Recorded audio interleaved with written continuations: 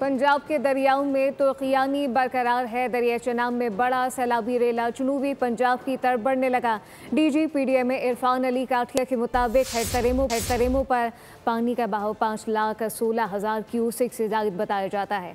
दरिया सतलुज में गंडा सिंगबाला पर 2,53,000 क्यूसेक रिकॉर्ड किया गया है, जबकि हेड संदयानी में सफूरा बंद तोड़ने का इम्कान है। सूरत हाल मॉनिटर की जा रही है।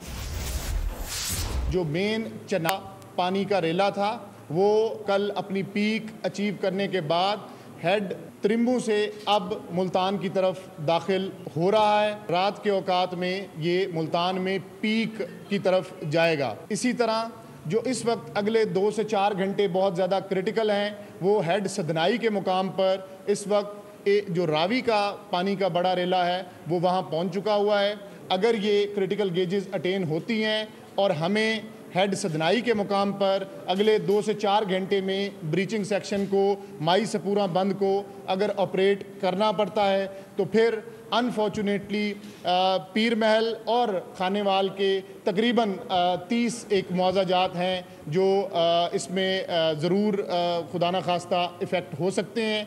और इस वक्त तमाम एक्सपर्ट्स जो ये सिचुएशन है इसको बड़ा क्लोजली मॉनिटर कर रहे हैं। सब्सक्राइब करें और बेल दबाएं ताकि कोई खबर रह न जाए।